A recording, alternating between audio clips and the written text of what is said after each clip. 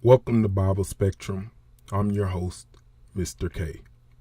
Human beings are mathematically and scientifically intelligent, but the intelligence that we have, it had to been given to us, right? It is crazy for us to think that the intelligence that we have was created out of thin air by some act of random chaos. We are the most intelligent creatures on this planet, and we make quick advancements. So it is possible that human beings think that we are the true gods of this universe. However, we're not able to create something out of nothing. Still, we can create things amongst us and manipulate matter, particles, DNA, and create hybrids. But we cannot create ourselves a new sun if our current sun stops working. Genesis chapter 1. In the beginning, God created the sky. The earth was empty and had no form. Darkness covered the ocean, and God's spirit was moving over the water. Then God said, "Let there be light." And there was light. God saw that the light was good, so he divided the light from the darkness. God named the light day, and the darkness night. Evening passed, and morning came. This was the first day. Now, everything that God created had a blueprint, but scientists say that our solar system was created by some chaotic event. Now, a chaotic system is one that appears to be random, but we simply don't know all the information to predict the results. The definition of a chaos theory is a branch of mathematics focusing on the behavior of dynamical systems that are highly sensitive to initial conditions. It is an interdisciplinary theory stating that within the apparent randomness of chaotic complex systems, there are underlying patterns, constant feedback loops, repetition, self-similarities, self-organization, and a reliance on programming at the initial point known as sensitive dependency on initial condition. For example, a butterfly flapping its wings in Brazil can cause a hurricane in the southern regions of Texas. Now, true chaos is a complete disorder and confusion.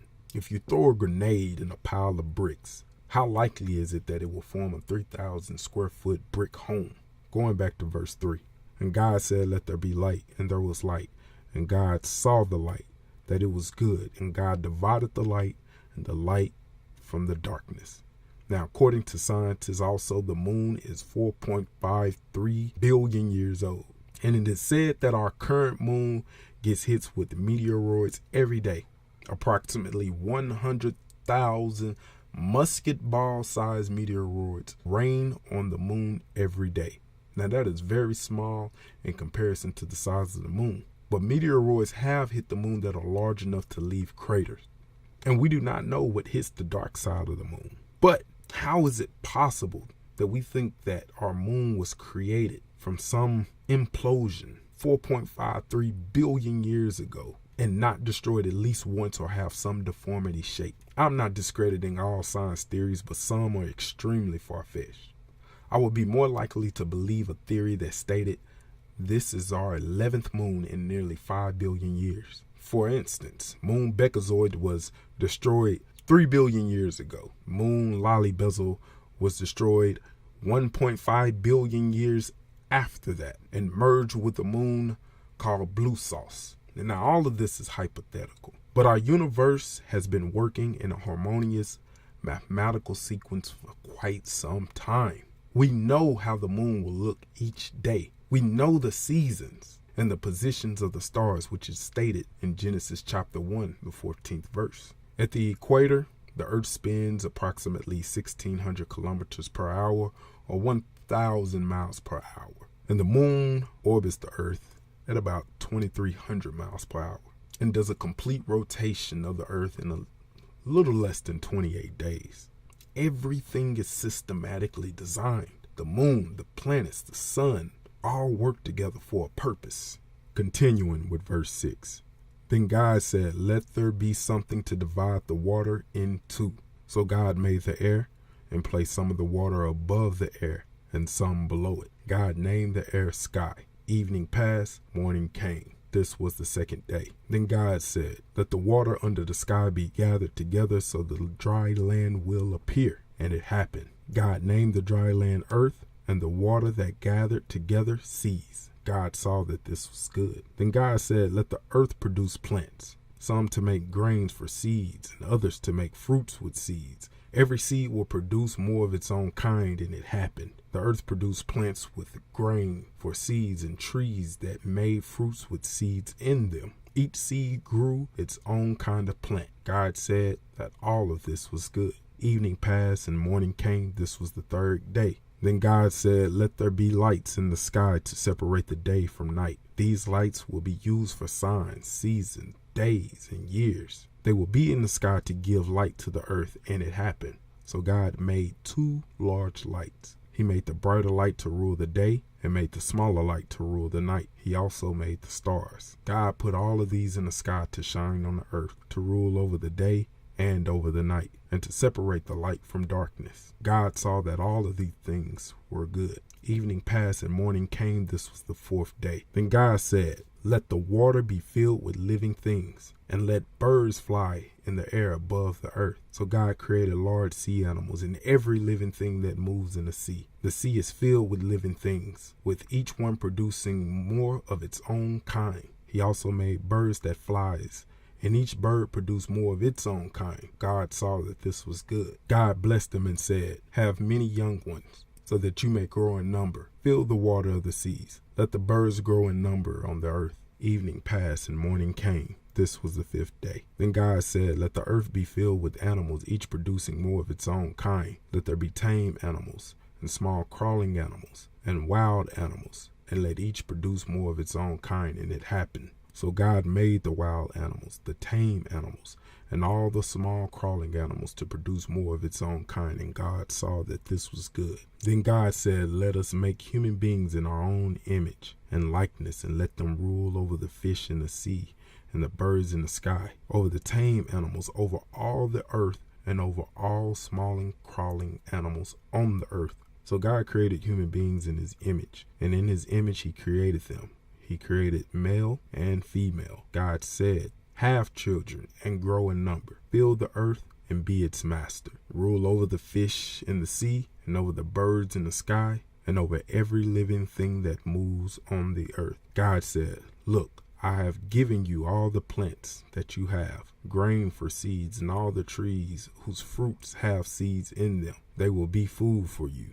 I have given all the green plants as food for every wild animal, every bird of the air, and every small crawling animal.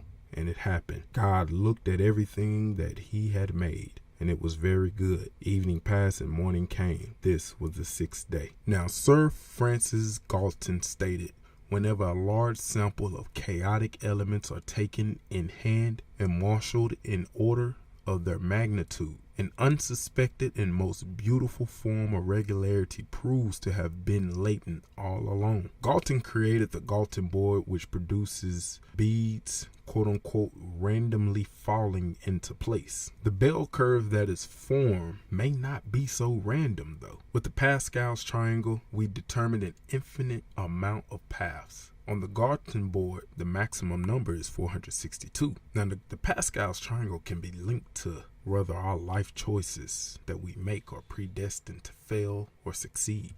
So what does this have to do with the creation of man and beast? Sir Francis Galton is Charles Darwin's cousin who challenged Darwin's hypothesis of pangenesis. And pangenesis was the missing link to Darwin's theory of evolution. Darwin was determined to prove his pangenesis theory, and he later studied under a black British man named John Edmonstone, who introduced Darwin to taxidermy, and they explored the tropical forests of South America to study various animals of that habitat. The theory of evolution, though, was created in 1859, which was not that long ago. God gave us humans wild imagination, so I don't fault Darwin for thinking his theory. Although bizarre, we all think of bizarre things. I have concocted theories of my own out of thin air. For example, if dinosaurs existed before mankind, then maybe they were destroyed when Lucifer was cast out of heaven. That was the catastrophic event that turned the world into a black void. That is only a theory, though. Really more of a hypothesis, because I have no evidence or bagging to make such a statement believable. But what makes Darwin irresponsible? is that a lot of his notions and theories were gathered from various scientists, and he did not do his due diligence before releasing such theories. Or maybe it's society's fault for accepting his theories so easily. Society has been looking for ways to discredit God's amazing work for centuries, and Darwin just gave them the golden ticket to do so. Now, Willard Libby created radiocarbon dating. Radiocarbon dating, also known as C14, is constantly being created in the atmosphere by the interaction of cosmic rays within atmospheric nitrogen.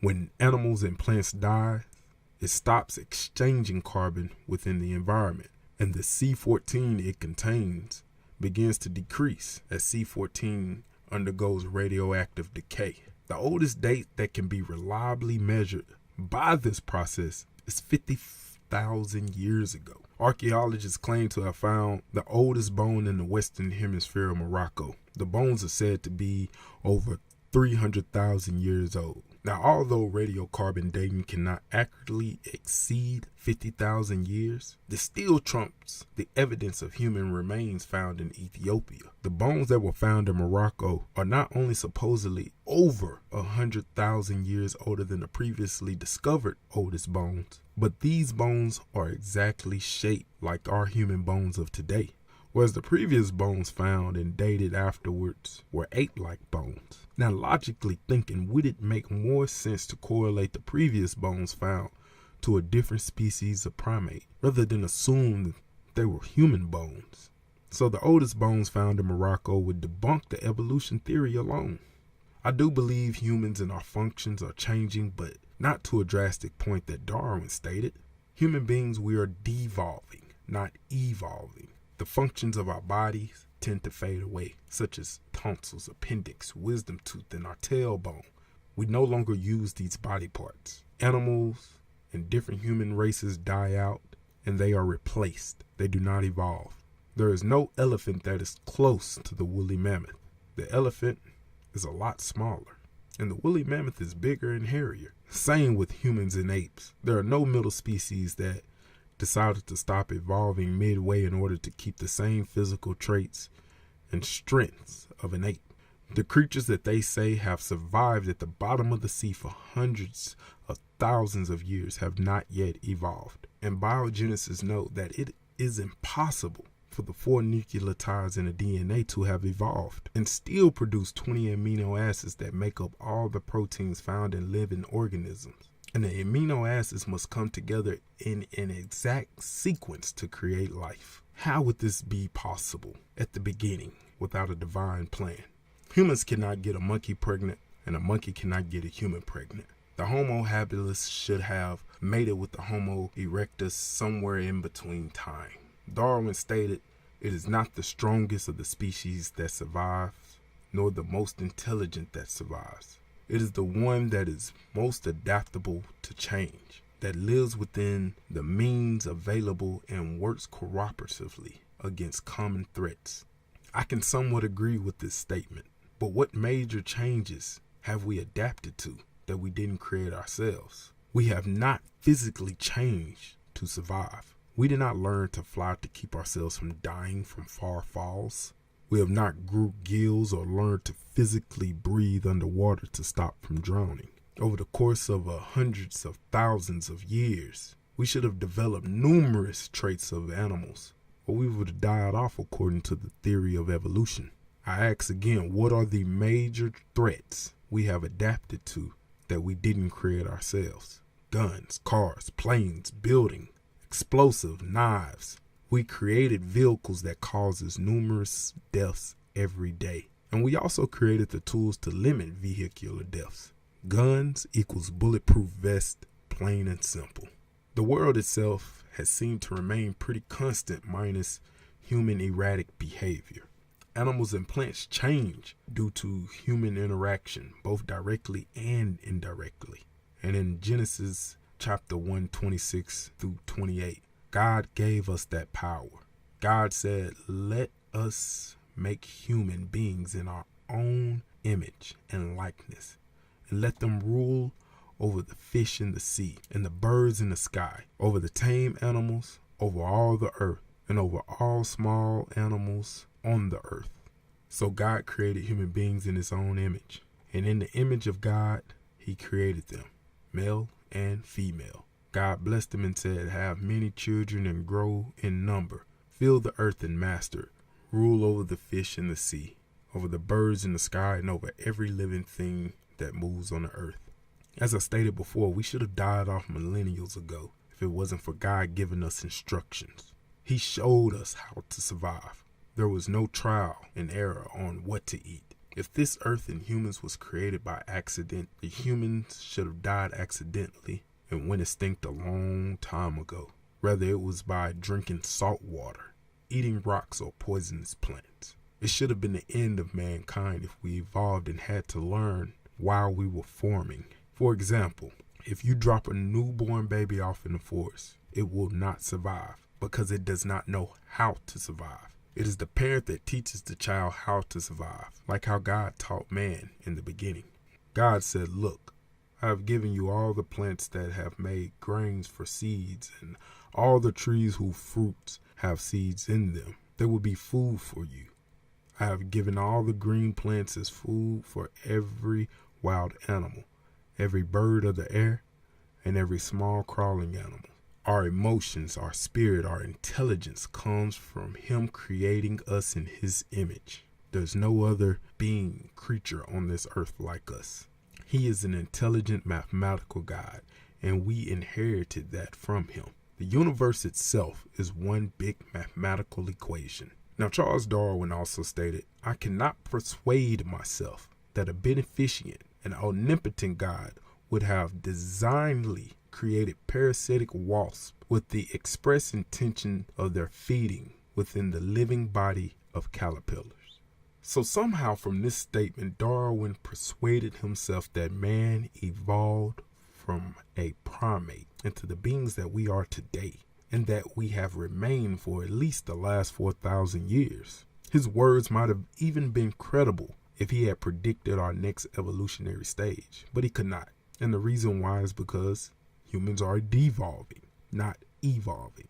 Now, I know that we as humans have made great technological advances. The fact that we can call someone from a mobile device who is over 1,000 miles away and they can hear the voice instantly, it's quite amazing. All in all, as time progresses, people are losing the willpower and effort to think critically. We're also allowing technology to weaken our physical traits. We hear and read things we like and we just run with it. We don't take time to think about it. People hear something from a minister or a preacher or a Bible thumper and automatically think that their interpretation is correct. The information that I am giving you, I want you to take key points and do the research yourself. Do not take my word for it. Take a moment, sit and think, study, and regurgitate the information that you may determine what is right. Use your imagination and your thought process to connect certain dots. Everything will not be explained right away, but with meditation and prayer and studying, your mind will establish what is the truth and what is not. And meditation and prayer is key. Our minds is constantly distracted more and more each day. So anything we hear, we either believe or discredit without any logic. Cell phones, TV, movies, streaming apps. There's no time to critically think and focus on God and focus on our purpose. Genesis chapter 1, Bible Spectrum, with your host, Mr. K.